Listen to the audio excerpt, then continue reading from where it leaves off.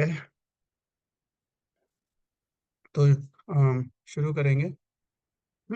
कौन भक्त बनना चाहेगा? Please raise your hand.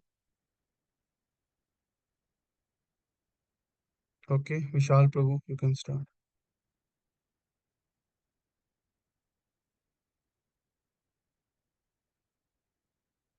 विशाल प्रभु आप पढ़ेंगे? यू रेज द हैंड लेकिन अभी।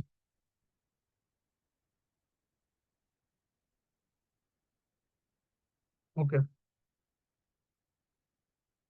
हरे Krishna Prabhu ji. Hare Krishna. Please can start.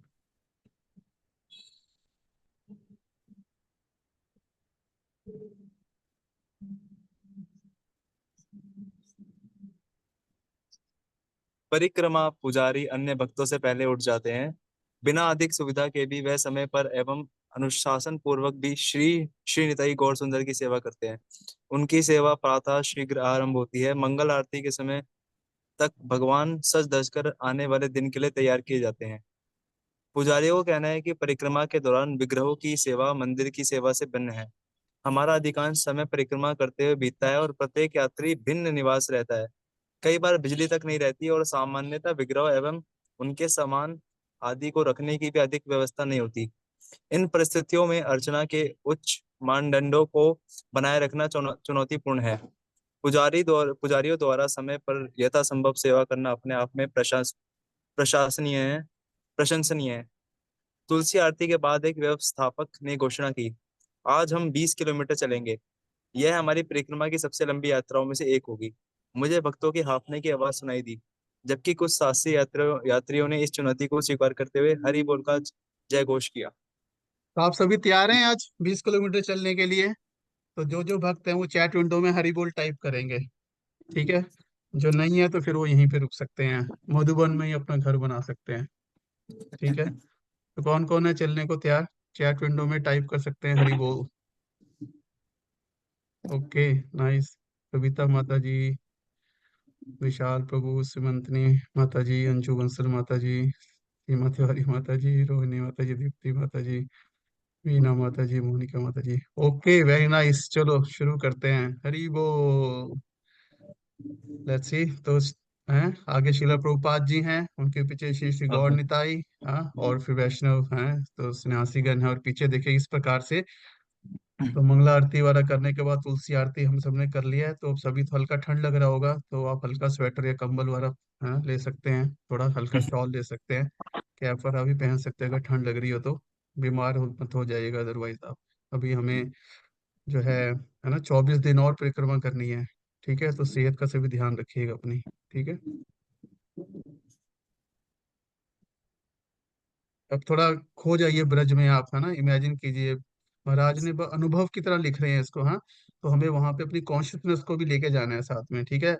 तो यहाँ पे हम आपको पूरा मौका दे रहे हैं अपनी को, अपने मन के घोड़ों को पूरा दौड़ाने का। हाँ, इसके अनुसार। हाँ, तो मन को आज कंट्रोल नहीं करना, जैसे हम जल्दी कहते हैं माइंड कंट्रोल। हाँ, तो आज माइंड को कंट्रोल नहीं करना, माइंड को खूब दौड़ाइए आप। हाँ, ब्रज में खूब दौड़ाइए इसके हिसाब से। ठीक है। हरे कृष्ण। चलिए प्रभु जी। रंग बिरंगे पक्षी चारों ओर उड़ रहे हैं। खेतों से गुजरते हुए हमें क्षितिज पर उभरता सूर्य प्रकाश दिखाई देने लगा। कोयल और कबूतरों की आवाज हमारे कीर्तन में सहभागी हो रही है। कोमल बालुई पथ पर हमारे पैर आराम से बढ़ रहे हैं।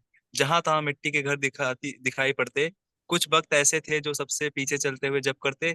कीर्तन से दूर अहमदाबाद में रहने वाले एक रूसी भक्त जगत गुरु दास रूसी भाषा के अनुवादक है। गहरी सांस लेते हुए वह बोले, शहरी थोड़ा जीवन सा मेरी स्लो चिंता। पढ़िए प्रभु जी, लिटिल स्लो। हाँ। ठीक है, ठीक है। शहरी जीवन मेरी चेतना का गला घोटता है। जब भी मैं परिक्रमा के दौरान ग्रामीण जीवन के निकट आता हूँ, मानो जीवन के प्रति मेरी रुचि लौट आती है। ब्रजवासी किसान दूर से जय राधे कहकर हमारा अभिवादन करते। यहाँ तक कि बच्चे भी यही कहते। अभिवादन की यह शैली ब्रज की अनूठी संस्कृति का अभिन्न अंग है। यहाँ शिष्टाचार है कि किसी के द्वारा जय राधे कहकर अभिवादन किए जाने पर आप हरे कृष्ण या जय राधे कहकर प्रत्युत्तर दे। ऐसा ना कहना अशिष्ट व्यवहार माना जाता है। कई बार एक ही गांव में अनेक लोग अभिवादन करते हैं। प्रत्युत्तर में राधे राधे की तरह राधे राधे की निरंतर दिव्य ध्वनि गुंजयमान हो जाती है। तभी किसी ने कहा कि अब हम मधुवन से निकलकर तालवन में प्रवेश कर रहे हैं। यह व्रज के 12 प्रमुखों वनों में से एक है। हमने पीछे मुड़कर मधुवन को प्रणाम किया और पुनः घूमकर तालवन को नमन किया। वास्तव में कहना कठिन है कि वहां एक वन समाप्त होता है और दूसरा आरंभ होता है। कुछ स्थानों के विषय में हम विश्वस्त होते हैं, जबकि अन्य स्थानों पर हम केवल दो वनों की मध्य सीमा खोजने का प्रयास ही कर सकते हैं। तो अभी ताल वन में एंटर कर गए हैं, तो ताल वन की जाए, पढ़िए भैया। तालवन। तालवन मधुवन से 5 किलोमीटर दक्षिण में है। यहाँ भगवान बलराम ने धेनुकासुर का वध किया था। एक दिन जब ग्वाल बाल मधुवन में गाय चरा रहे थे, उन्हें तालवन से बहकर आती वायु में ताल फलों की सुगंध आने लगी। परंतु वह उन दुष्ट दुष्ट धेनुकासुर एवं उसके सहयोगियों द्वारा संरक्षित था। वह सब गधे के रूप में वहां रहते। उनके आतंक के कारण कोई व्यक्ति वहां से फल लेने का साहस नहीं करता। परंतु ग्वाल बाल उन फलों का को चखना चाहते थे। उन्होंने कृष्ण बलराम से धेनुकासुर का वध करने की याचना की। अपने मित्रों के प्रेमवश कृष्ण बलराम ने उनका निवेदन स्वीकार कर लिया। कृष्ण बलराम तथा ग्वाल बालों के चरण चिन्हों का अनुवन करते हुए हम हमारा परिक्रमा दल भी तालवन की ओर अग्रसर है। हम श्री कृष्ण की मधुर लीला रूपी फल द्वारा खींचे जा रहे हैं।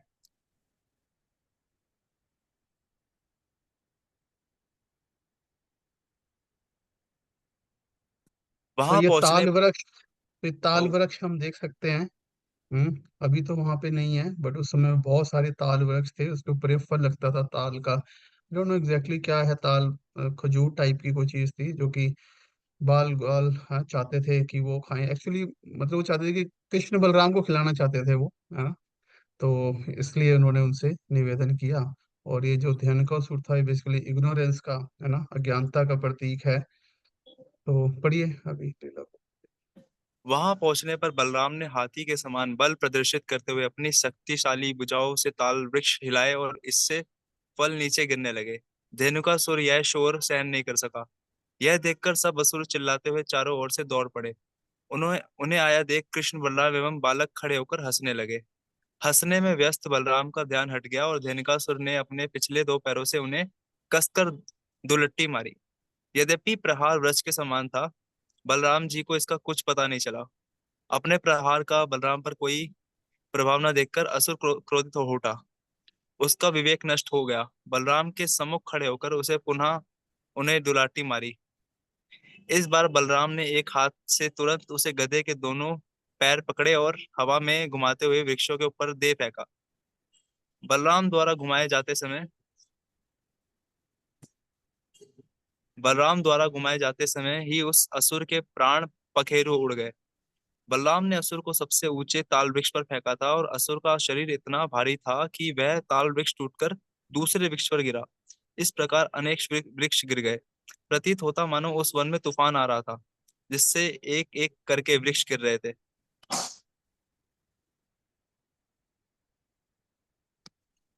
स्थानीय मंदिर में श्री बलराम तथा उनकी नित्य संगिनी श्रीमती रेवती देवी के सुंदर विग्रह हैं। उनके दर्शन के बाद हमने मंदिर प्रांगण में लगे दो ताल वृक्षों को देखा। 5,000 पूर्व जहाँ ताल वृक्ष का पूरा बाग था, आज केवल दो वृक्ष खड़े हैं। हमने वृक्षों की परिक्रमा की और प्रेम पूर्वक उनका आलिंगन किया। ये वृक्ष स्वयं भगवान की लीला के साक्षी थे। भाद्रपद, अगस्त सितंबर, शुक्ल पक्ष एकादशी के दिन धेनुकासुर पर बलराम जी की विजय के स्मरणार्थ मंदिर में एक उत्सव आयोजित किया जाता है। चलिए, आप भी जो ताल वृक्ष हैं उनको गले लगा लीजिए, आलिंगन कर लीजिए। कृष्ण बलराम ने जो है उनको टच किया होगा। तो सभी जो हैं आलिंगन कीजिए दोनों वृक्षों का।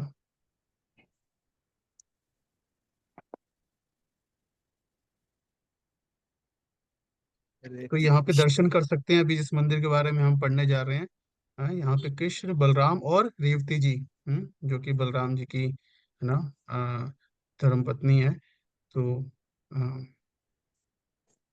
यस प्रभु जी। तब हमारी दृष्टि पड़ी संकर्षण कुंड पर। उससे उसके बीच एक सुंदर घना टापू है। कुंड की सीढ़ियों पर बैठकर हम वहां हुई लीला सुनने लगे। बलराम जी आदि गुरु हैं। जिस प्रकार जिस प्रकार बलराम ने धेनुकासुर का वध करके अपने मित्रों को मीठे ताल फल खाने के लिए बुलाया, उसी प्रकार गुरु ज्ञान अस्त्र से हमारी पाप की वासनाओं को नष्ट करके हम कृष्ण भावना का अमृत चखने के लिए आमंत्रित करते हैं।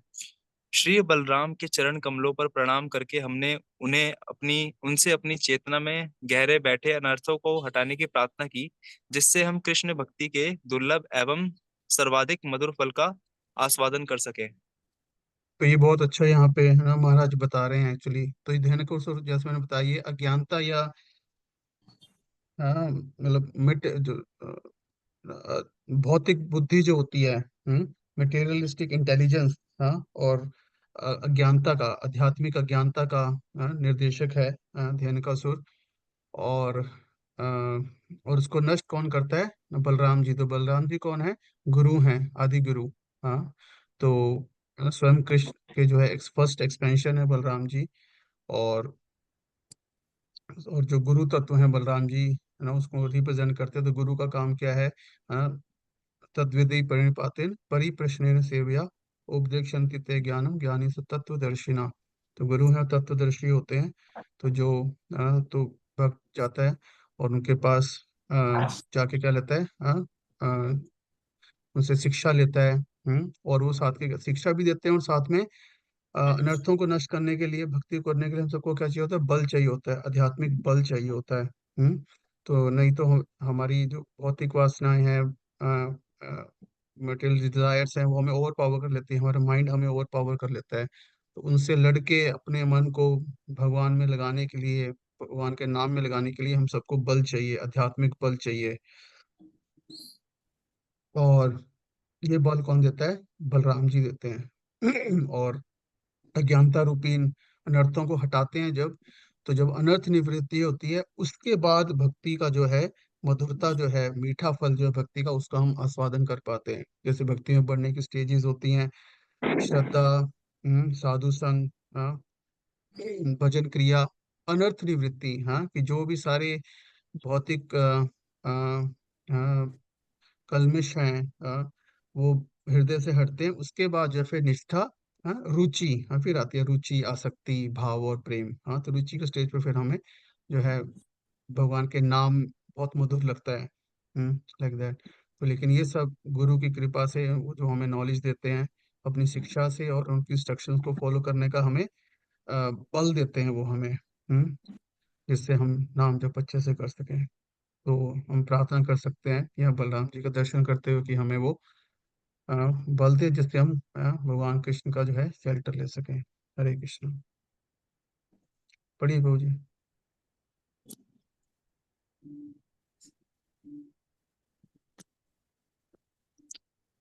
हमारी प्रारंभिक परिक्रमाओं में एक बार तालवन में हमारी भेंट पूज्य पुण्य नारायण महाराज से हुई। दोनों के कीर्तन दल एक हो गए और भक्तों के आलिंगन एवं एक दूसरे को प्रणाम किया। उस कीर्तन का आनंद आज भी मेरी स्मृति में जीवंत बना हुआ है। ठीक है प्रभु जी, थैंक यू। और कौन पढ़ेगा? ओके, वीणा माता जी आप पढ़िए, आपने पहले हैंड रेस किया था।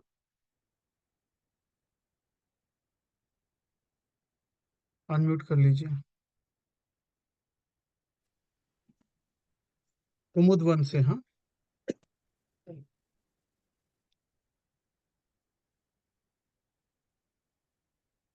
कुमुद वन। ताल तालबन से हम दक्षिण पश्चिम में कुमुदवन की ओर चले। जल जल कमलिनी को कुमुद कहा जाता है। एक समय यह वन लाल कुमुद फूलों से भरा रहता था, इसलिए इसका यह नाम पड़ा। कृष्ण बलराम अपने मित्रों के साथ इस वन में गाय चराते और भोजन का आनंद लेते। मधुवन से निकलकर तालवन में प्रवेश करते समय हम पीछे मुड़े, पहले छोड़े गए वन को और फिर पुनः मुड़कर प्रवेश किए जाने वाले वन को प्रणाम किया।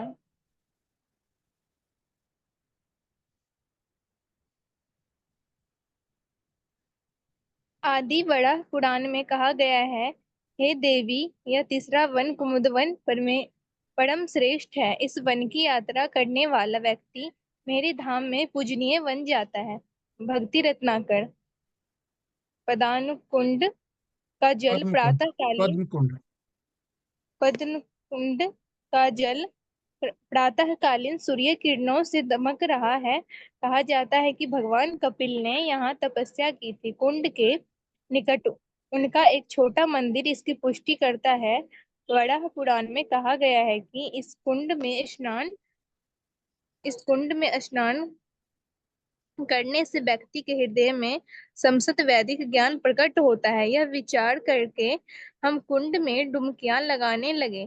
कुंड में जगह तक खड़े एक भक्त बोले, मैं फिर ये तो आप सभी तैयार हैं पद्म कुंड में स्नान करने के लिए? तो तैयार हो जाइए सभी। हैं, थोड़ा ठंडा लगेगा पानी, लेकिन यहाँ पे बताया गया है ना कि पद्म कुंड में स्नान करने से क्या होगा। व्यक्ति के हृदय में समस्त वैदिक ज्ञान प्रकट होता है। हाँ, और स्वयं जो है लॉर्ड कपिला जो कि माता देवहूति के पुत्र थे, तो उन्होंने यहाँ पे आकर जो है तपस्या की थी। तो कितना शुद्ध ये स्थान है। और जैसे मैंने भगवान कपिल ने अपनी माता देवहूति को ज्ञान दिया था, जो कि भागवतम के तीसरे स्कंद में आता है, तो उसी प्रकार से इस पवित्र स्थान पे आकर जो है हमारा सब ज्ञानता दूर होती है और वैदिक ज्ञान जो है वो प्रकट होता है। तो जल्दी से स्नान के लिए सभी रेडी हो जाइए। हाँ,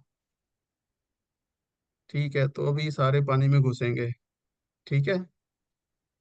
हरि बोल पद्म कुंड की जय। तो सारे यहाँ पे स्नान कर सकते हैं, है ना? तो प्रभु जी एक साइड पे कर सकते हैं, माता जी एक साइड पे कर सकते हैं। हाँ, आई होप सभी को आनंद आ रहा है यहाँ पे हाँ स्नान करते हुए। एक दूसरे के ऊपर थोड़ा पानी कम फेंकिएगा, ठीक है? दूसरे भक्तों को जो है मे भी बुरा भी लग सकता है, वैष्णव अपराध भी हो सकता है। हाँ, ठीक है। तो आई थिंक सबने अच्छे से स्नान कर लिया है यहाँ पे। तो अब हम पद्म कुंड को है प्रणाम करेंगे। हम्म, और यहाँ पे एक भक्त बोल भी रहे हैं, क्या बोल रहे हैं?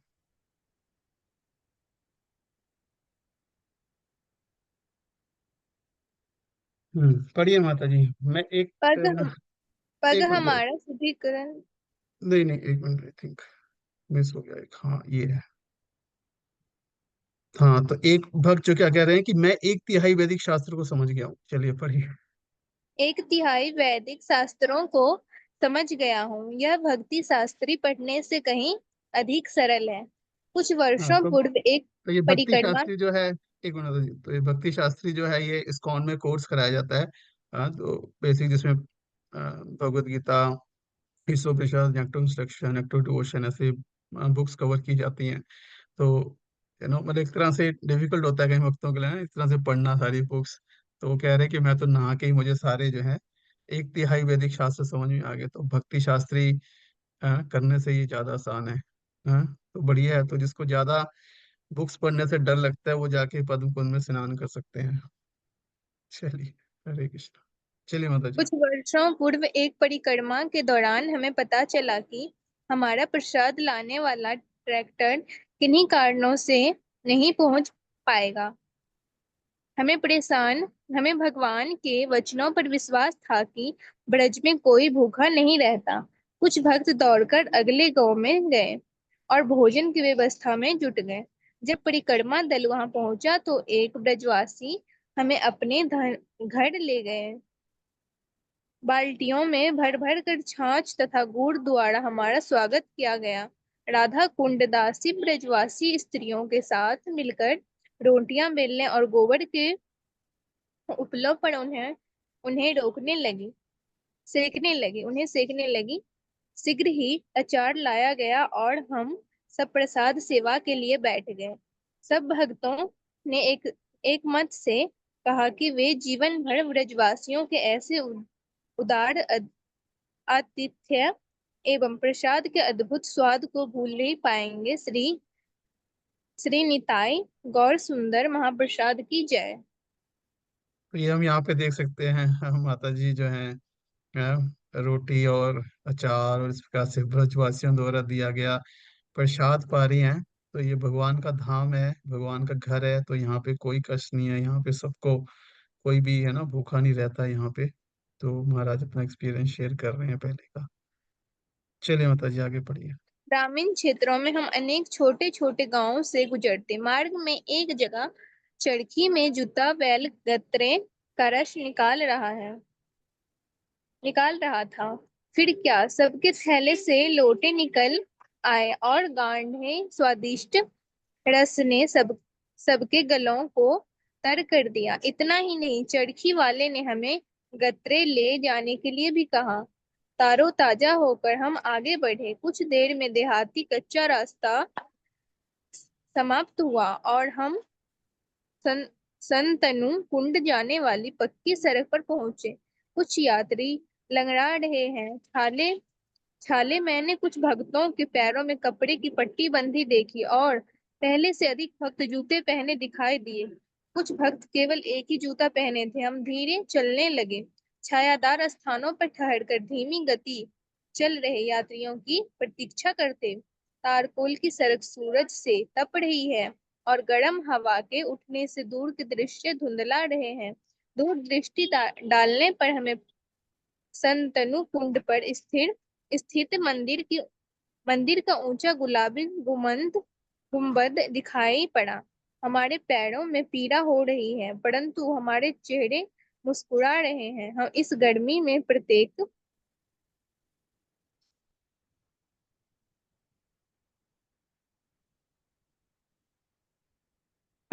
पग हमारा शुद्धिकरण कर रहा है, हमें अपने वास्तविक घर गोलोक वृंदावन के निकट ला रहा है। ब्रजमंडल परिक्रमा शीघ्रता से 14 भुवन में हमारे बारंबार आवागमन चक्र को समाप्त करती है। इस विचार के उदारपूर्ण कीर्तन में हमारे पैर रखने थिरकने लगे। लगे और हमने संतनु कुंड क्षेत्र में प्रवेश किया। यह स्थान सतोहा ग्राम के नाम से भी जाना जाता है। Hare Krishna, Santanu thank you. ठीक है माता जी, थैंक यू, हरे कृष्णा। तो हम जो है शांतनु कुंड पहुंच गए हैं, सोहा गांव। तो सिमंतनी सेवनी माता जी, आप पढ़ सकते हैं माता जी, अनम्यूट कर लीजिए। हरे कृष्णा प्रभु जी। हरे कृष्णा। शंतनु कुंड।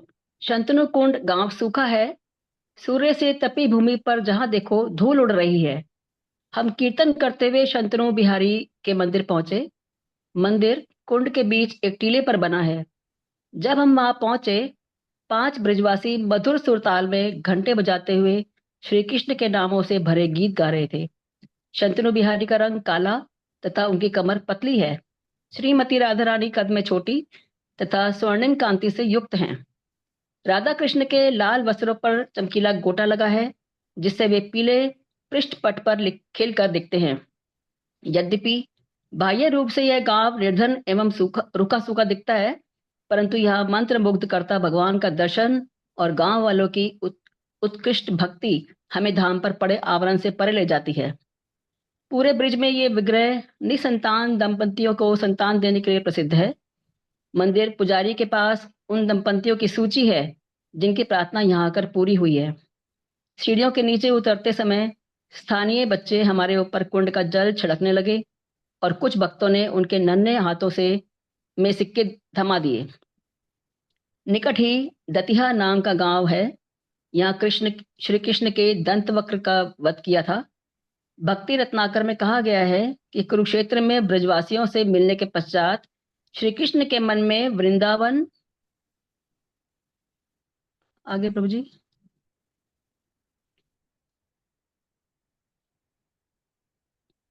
प्रभु जी आगे।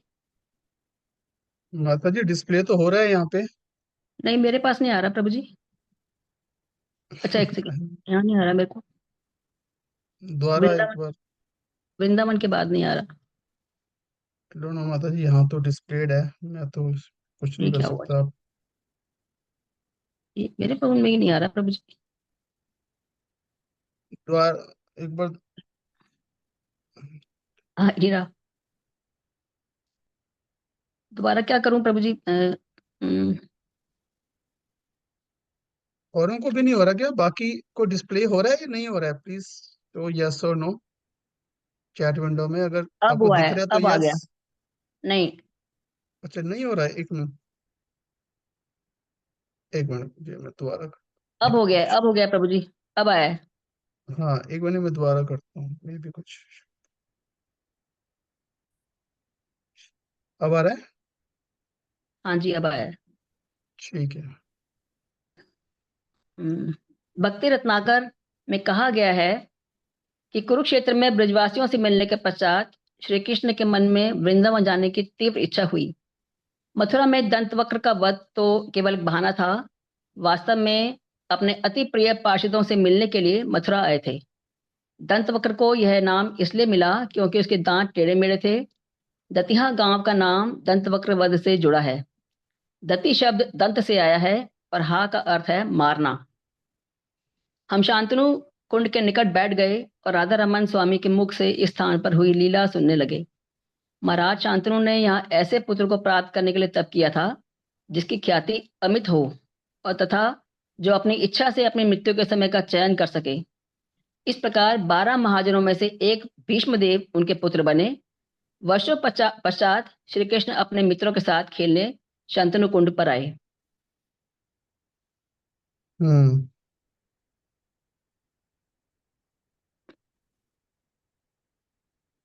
हाँ जी, एक एक मिनट। हम्म। पढ़िए। अपने पूर्व जन्म में भीष्मदेव का नाम द्यौ था। वे 8 वसुओं के नेता थे।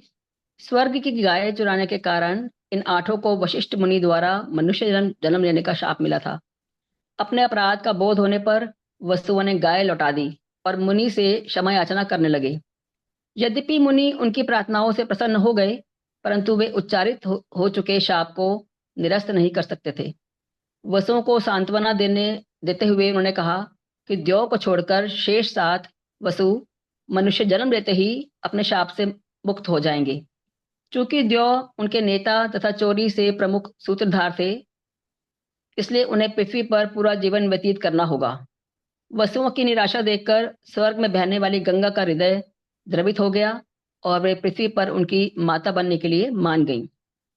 गंगा देवी ने एक अनुबंध पर महाराज शंतनु से विवाह किया। वे तब तक शंतनु के साथ रहेंगी जब तक शंतनु उनके किसी भी कार्य पर आपत्ति नहीं उठाते या उनके साथ कठोर वचन नहीं बोलते। तत्पश्चात लगातार 7 वर्षों तक गंगा ने अपने 7 नवजात शिशु गंगा में बहा दिए।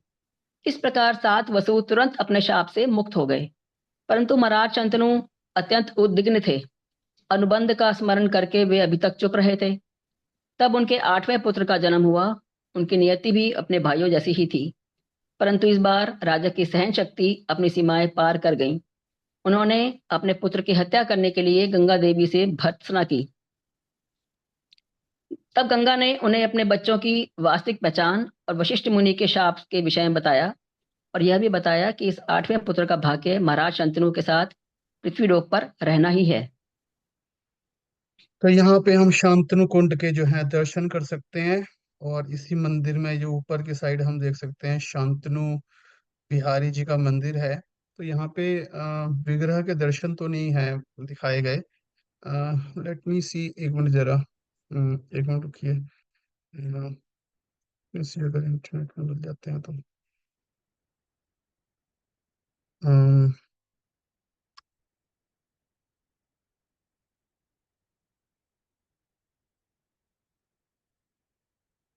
अम,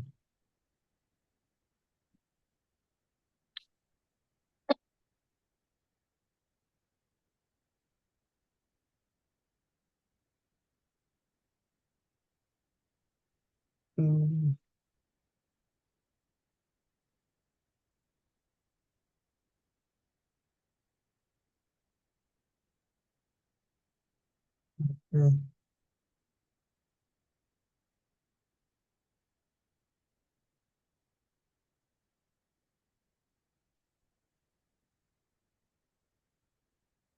ओके, जस्ट शेयर। एक मिनट। अब आए हैं यहाँ पे तो दर्शन तो करके ही जाएंगे। एक मिनट चाहिए।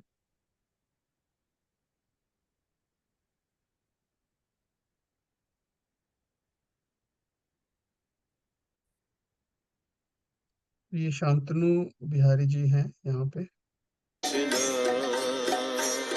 जय कृष्ण कृष्ण हरे हरे हरे राम राम राम हरे हरे हरे कृष्ण कृष्ण कृष्ण हरे हरे हरे राम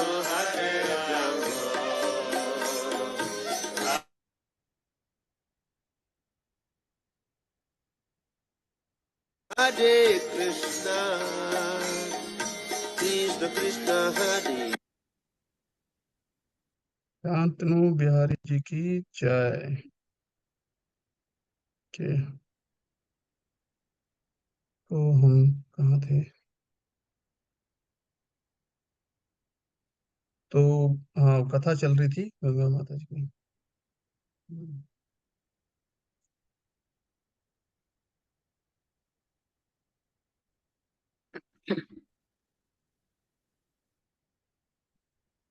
अच्छा हाँ, तो ये हमने ये दर्शन। हो चुका प्रभु जी। हम्म।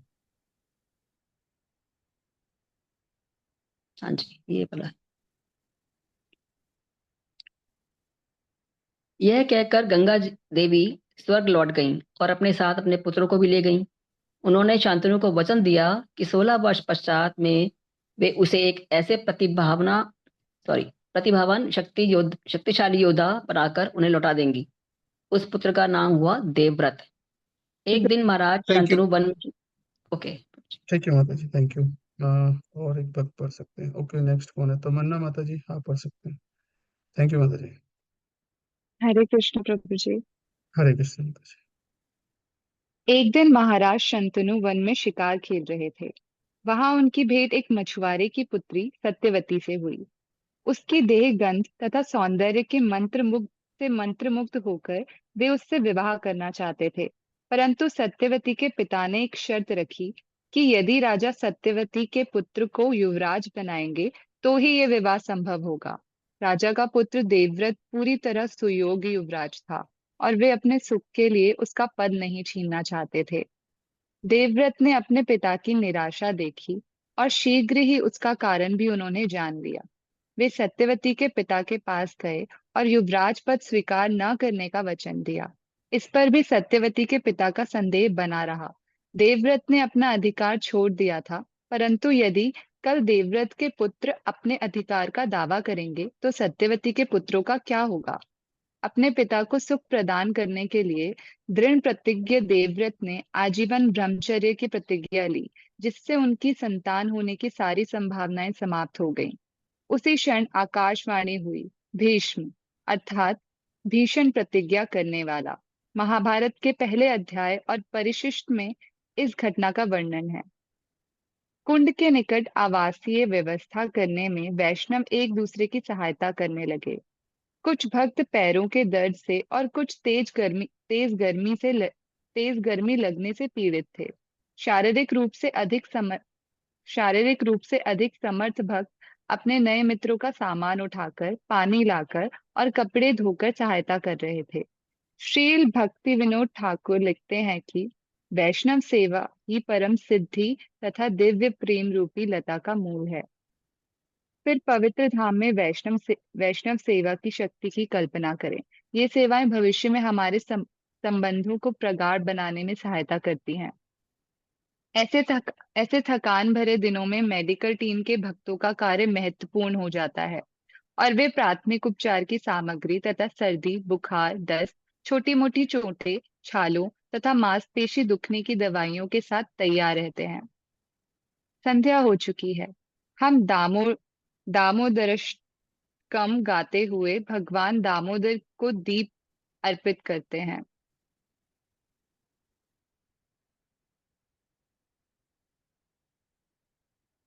तब हम श्री कृष्ण पुस्तक पढ़ने में तल्लीन हो जाते हैं, जिसमें विस्तार पूर्वक भगवान की लीलाओं का वर्णन है।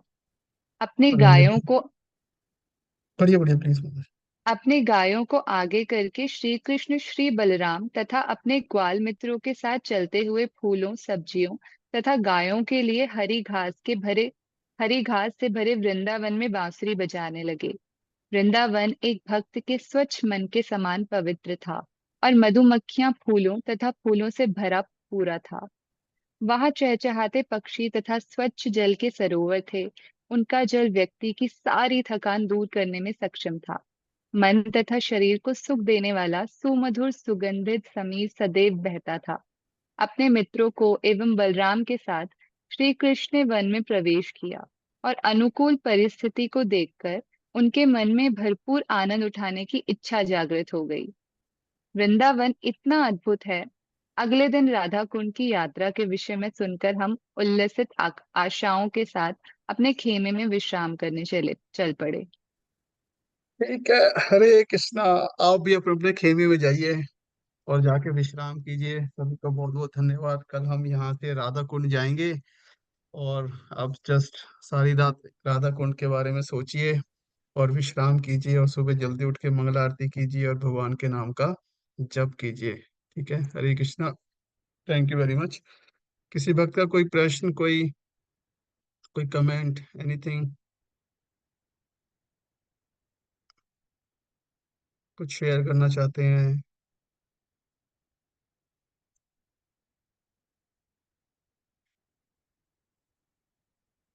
ओके, ओमकार बांधव प्रभु। हरे कृष्ण प्रभु जी, नमस्ते, प्रणाम। प्रणाम प्रभु जी।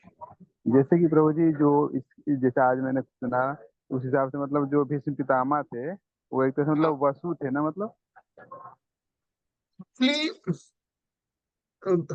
जो भीष्म पितामह थे, यस, वो वसु भी थे, लेकिन भीष्म पितामह जो है एक्चुअली भगवान के नित्य पार्षद भी हैं। हाँ, तो अच्छा। तो जो भीष्म देव है ना भगवान की लीला में थे, एक्चुअल में भगवान के नित्य पार्षद थे। और जो वसु थे, जो वो भीष्म देव की बॉडी में थे। अच्छा, जब हाँ अवतार लिए तो उनके बॉडी से मतलब सम्मिलित हाँ हो गए थे। अच्छा। हाँ, जो सम्मिलित हो गए थे वो उसमें। और फिर जब हम देखते हैं भागवतम के ना पहले स्कंद के जो है ना अध्याय आता है, जब भीष्म देव शरीर त्यागते हैं, तो देखा होगा ना, उसमें बताते हैं कि वो किस प्रकार से स्वर्गीय लोक में चले जाते हैं। तो एक्चुअली वो वसु होते हैं जो स्वर्गीय लोक में चले जाते हैं, और जो भीष्म होते हैं वो भगवान के नित्य धाम में लोक। अपने नित्य जी प्रभु। सेवा में चले जाते हैं। तो वैसे जो है मतलब तो जो वसु हैं वो एक तरह से वो वैष्णो देव का ही एक्सपेंशन है। तो ऐसे बहुत सारे भगवान के नित्य पार्षद हैं जिनकी एक्सपेंशंस जो है वो हायर प्लैनेट्स में होती हैं। और फिर जो अ, जब अलग अलग अवतारों में भगवान आते हैं तो वो एक्सपेंशंस भी आती हैं, लेकिन जब स्वयं भगवान आते हैं कृष्ण, तो वो जो देवता रूपी एक्सपेंशंस हैं वो फिर भगवान के जो नित्य पार्षद हैं उनकी बॉडीज में आती हैं साथ में। तो इसलिए भीष्म पितामह एक्चुअल में भगवान के शुद्ध नित्य पार्षद, नित्य मतलब है ना सेवक हैं, नित्य भक्त हैं, और वसु उनकी बॉडी में थे। ये प्रभुपाद जी तात्पर्य में बताते हैं वहां पे, और विश्वनाथ चक्रवर्ती ठाकुर जी बताते हैं। हम्म। तो प्रभु जी जो मतलब जो गायों को जो चुराने में जो मुखिया थे वो भीष्म पितामह के एक्सपेंशन वाले वस्तु थे, मतलब। हाँ स्वर्ण, हाँ हाँ, वो वसु थे जो जो स्वर्गीय लोकों में वसु थे, ये वो हैं, ना कि जो भगवान के धाम के वेश में थे। जी प्रभु जी। तो ये मतलब ये एंगल हमें मिलता है जब हम भागवतम पढ़ते हैं ना, तो भगवान भागवतम में जो वेश में है वो भक्त वाले वेश में का हृदय देखते हैं हम, है ना। और जो महाभारत में है वो वहाँ पे उनकी भक्ति इतनी हाईलाइटेड नहीं है, लेकिन भागवतम भक्ति ग्रंथ है तो वहाँ पे हम देखते हैं, वहाँ पे भीष्म देव का भगवान के प्रति जो प्रेम है, भक्ति है, उनकी जो प्रार्थनाएं हैं, वो हम पढ़ेंगे 9वें स्कंद में अगर श्रीमद् भागवतम के। तो वहाँ पे हम देख सकते हैं कि कितना प्रेम है उनका भगवान कृष्ण के लिए।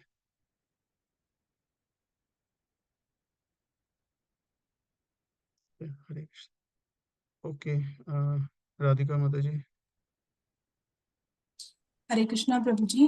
प्रभु जी हरे एक कृष्ण। प्रश्न था कि सभी माह में से केवल कार्तिक मास ही क्यों इतना इम्पोर्टेंट होता है? बाकी मास में भी तो हम भगवान का नाम ले सकते हैं, बट कार्तिक मास क्यों होता है इम्पोर्टेंट इतना?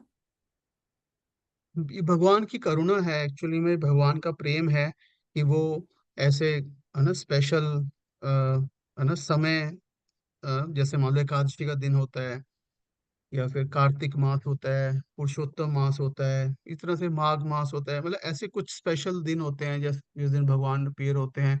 हाँ, तो उनको खासकर इस प्रकार से अपनी कृपा वो हाँ डालते हैं।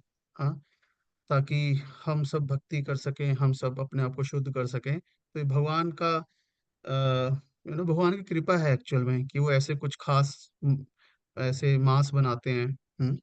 और ऑफ कोर्स उसके फिर जो अलग अलग लीलाएं होती हैं। हाँ, तो मतलब of course Kartik as such Radha Rani का मास है और भगवान को बहुत प्रिय मास है। और उसके अंदर फिर यह है कि कार्तिक मास में फिर भगवान की बहुत सारी लीलाएं भी हुई हैं, जैसे दामोदर लीला एक हुई, गोवर्धन लीला हुई, गोचारण गोपाष्टमी है, तो बहुत सारी जो है भगवान की लीलाएं भी हुई। इसलिए कार्तिक और ज्यादा स्पेशल हो जाता है कि हम और भगवान का स्मरण कर सकें। तो इसलिए कार्तिक मतलब डबल डबल डबल ट्रिपल जो है वो स्पिरिचुअली बहुत पावरफुल बन जाता है। बट जो मेन प्रिंसिपल है, सिद्धांत ये है कि भगवान की कृपा है सिंपली, कि वो हमें अपनी कृपा देने चाहते हैं, इसलिए वो स्पेशल सेल लगाते हैं इस प्रकार से, ताकि अनक्वालिफाइड से अनक्वालिफाइड भी जो है वो सम अदर भगवान है ना, अगर भक्ति तो अज्ञात सुकृति ले सके और धीरे धीरे भगवान के पास आ सके। इस तरह से एकादशी हो गई, तो इसलिए हमें इन खास दिनों का, एकादशी हो गई या फिर इस तरह से कार्तिक मास, इसका पूरा फायदा उठाना चाहिए, क्योंकि भगवान चाहते हैं ऐसा, भगवान इसलिए बनाते हैं ये मानते हैं ऐसे। बाकी समय में भी हम रेगुलर भक्ति करते हैं, उसका भी फायदा मिलता है, लेकिन मतलब स्पेशल ऑफर होती है भगवान। जी जी प्रभु जी, एक बार माता जी ने ये बताया था कि कार्तिक का नाम एक राधा रानी का है, तो उसी से हम्म। रिलेटेड कार्तिक मास नाम पड़ा था, तो इसलिए सबसे प्रिय है श्री कृष्ण हाँ को। वैसे, हाँ स्पेशली मैंने आपको सिद्धांतिक रूप से बताया, वैसे ऑफ कोर्स है कि हाँ कृतिका जो है तो वो राधा रानी का नाम है। हाँ, तो इसलिए कार्तिक जो है वो वहीं से आया है नाम, मतलब because it's a month of Radha Rani. Of course मतलब हम कृष्ण की भी बहुत सी लीलाएं हुई हैं, बट ये राधा रानी का मास है। और ऑफ कोर्स राधा रानी को प्लीज करके हम कृष्णा को प्लीज कर सकते हैं। हाँ, तो हम्म, कार्तिक शब्द के कई सारे मतलब है, ऊर्जा भी होता है, एनर्जी। हाँ, तो भगवान की अंतरंगा शक्ति जो है, spiritual energy, that is also there. तो कार्तिक मास में भगवान की ना आध्यात्मिक शक्ति का हम शेल्टर ले सकते हैं। तो इस प्रकार से कई सारे जो हैं कारण है, लेकिन अल्टीमेटली ये भगवान की कृपा है हम सबके ऊपर। ओके प्रभु जी। हरे कृष्ण। हरे कृष्ण। ये माता जी, मयूरी माता जी।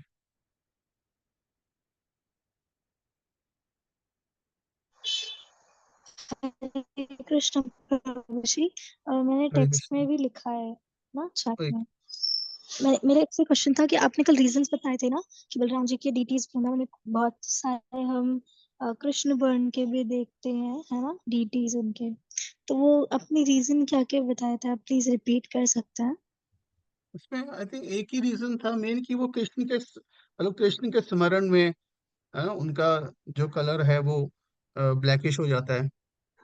मतलब जनरली बलराम जो है वो वाइट होते हैं। हाँ, कृष्ण श्याम है और वो वाइट है, लेकिन ब्रज में हम देखते हैं कि जो कृष्ण बलराम की जो डीटीज हैं वो ब्लैक भी हैं। जैसे ये रेवती बलराम जी का मंदिर हमने देखा था, उसमें भी उनका ब्लैक था कॉम्प्लेक्शन। तो वहां पे ये बताते हैं कि हाँ मतलब क्योंकि वो इतना ज्यादा कृष्ण से प्रेम करते हैं कि कृष्ण का स्मरण करते करते उनकी कांति भी जो है वो ब्लैक हो जाती है। तो है ना, ऐसा होता है ना कि जिस व्यक्ति के बारे में स्मरण करते हैं उसका कॉम्प्लेक्शन वैसा हो जाता है। जैसे चैतन्य महाप्रभु है, उनकी जो कांति है गोल्डन है, क्योंकि वो राधा मतलब कृष्ण, राधा रानी का अच्छा। स्मरण कर रहे हैं। तो in that way. Okay okay, thank ठीक यू है प्रभु मतलब, जी। हरे कृष्ण। ठीक है, तो बहुत बहुत धन्यवाद सभी भक्तों का। श्री ब्रज मंडल परिक्रमा की जय, कार्तिक महामहोत्सव की जय, जगत गुरु श्रील प्रभुपाद की जय। हरे कृष्ण।